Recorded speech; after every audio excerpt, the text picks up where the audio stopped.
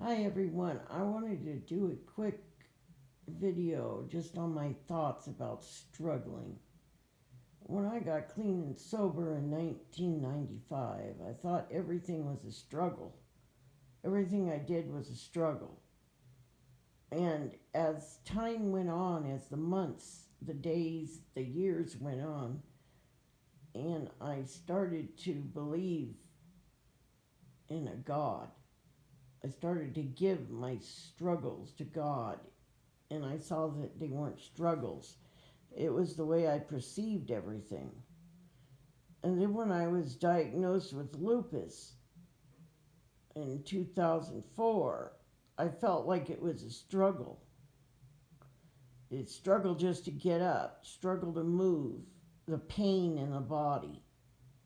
And I thought I was being punished for the life that I lived when I was on alcohol and drugs. But again, when I completely let go and give myself to God, I see that it's just the way I am looking at it. It's a struggle if I choose to call it a struggle. I believe we're spiritual beings having a human experience. And because of that, we feel pain. We feel like we're struggling. God gave us free will to do what we choose. And most of my life, I chose negative things. So first, um, from childhood on until I was 30, then I slowly started to re-choose those things. And I choose to say that I choose positive things now. But I still have had to go through things, to experience things. When my husband passed away, December 23rd, 2020, that was about 15 months ago, I again started feeling I'm struggling. And then I started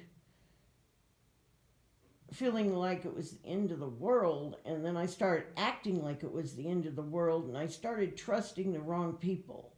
And it wasn't anyone's fault. It wasn't even mine. It's just life.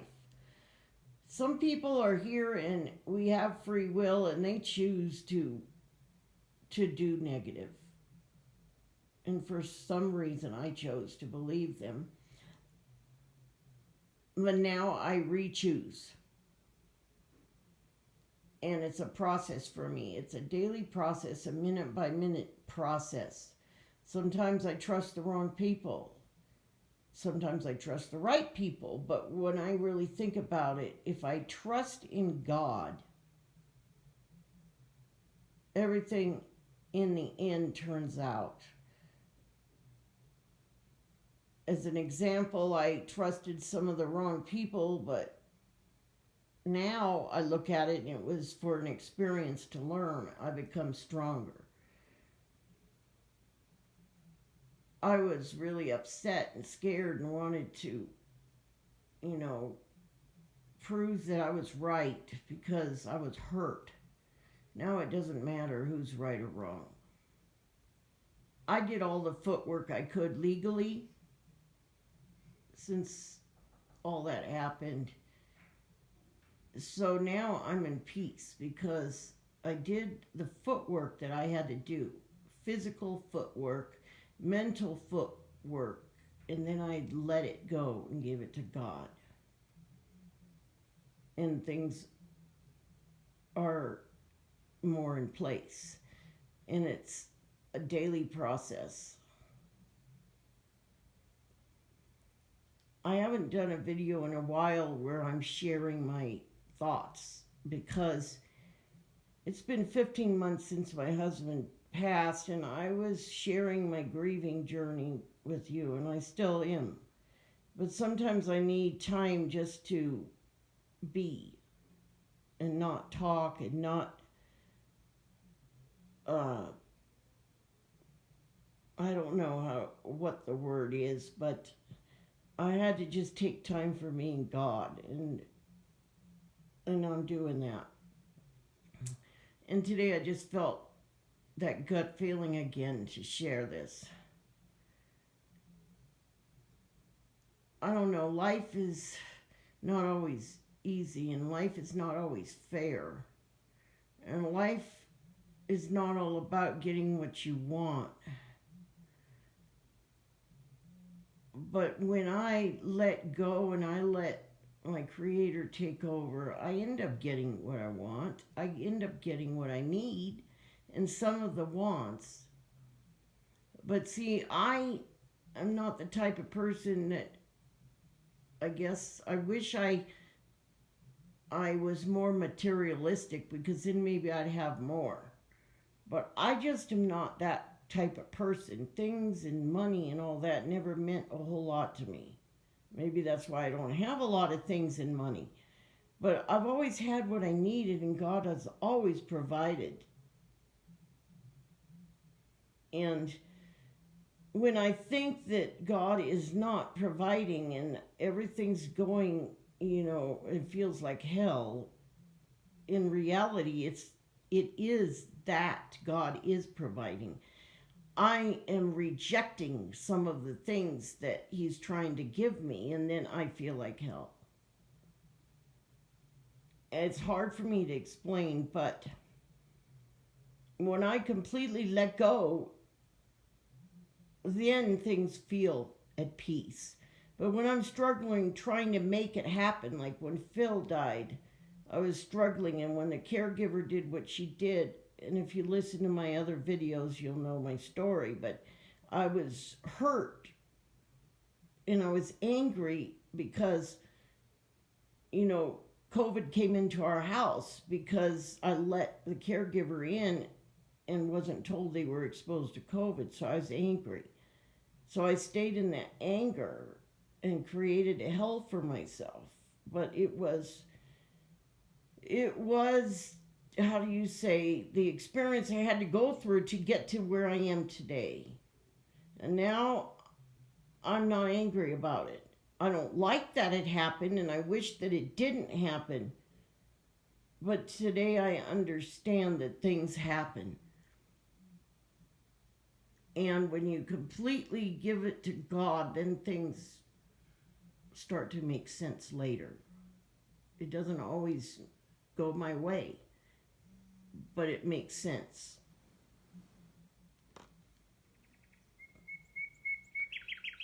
So, I just got a call. That's what the birds are, but it's a phone that I don't know who is, so I'm not going to answer it. I just let it go. But that's the bird ringing.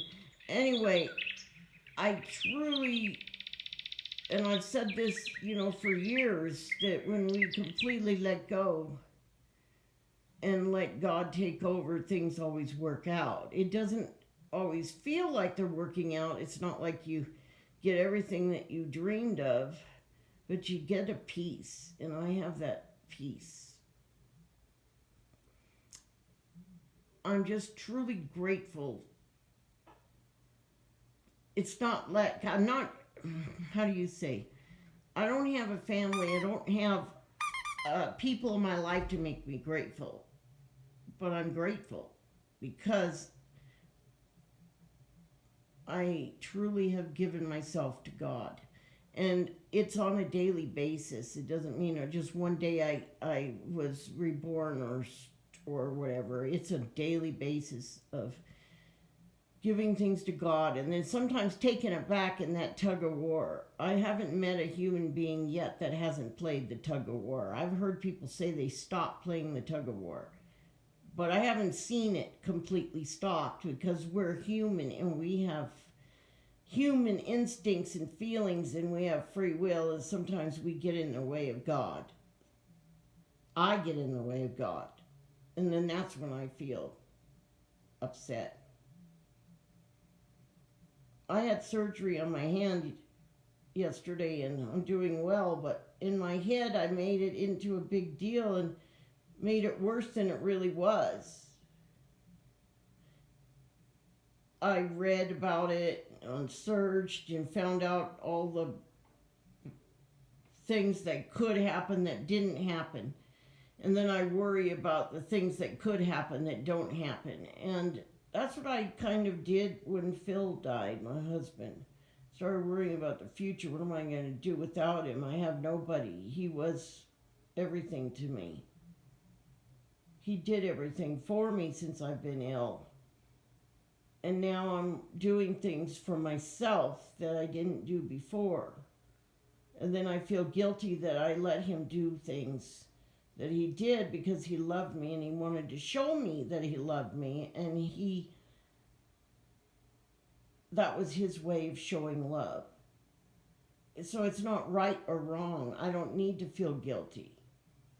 Guilt is just another emotion and another, what we get, free will. If I want to feel guilt, that's my free will feeling it, but today I don't want to. So I'm not feeling guilty.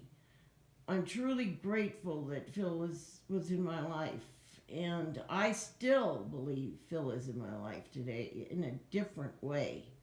Spiritually, he is. I've put some videos on my YouTube that I believe is Phil, showing that Phil's watching over me. You could listen to them if you like. They're short videos, and I'm not talking that much. I'm just talking about how I see Phil with me. And I know it is, so there's nobody who can change my mind. I feel alone sometimes, and I feel like I'm lost because Phil's gone. But that's my humanness speaking. I actually, really, in reality, I had to go through this experience. All the pain that I've gone through and all the joy I've gone through was all meant for something. To make me who I am, and make me see that I'm a child of God, and make me see that God is within me and God is working through me, and make me see that God is working through each and every one of us. And now that Phil is gone, I am seeing more and more, because I'm not relying on a human being like I relied on Phil's love. And I let go, and I'm relying on God. I don't want another human being in my life, meaning I don't want another relationship, another marriage. I don't want that. I just want to be able to give love to others and let them know that they are beautiful children of God. And then I just want to let God guide me and take me and direct me until he takes me home. God bless you. Please help me pass my videos on.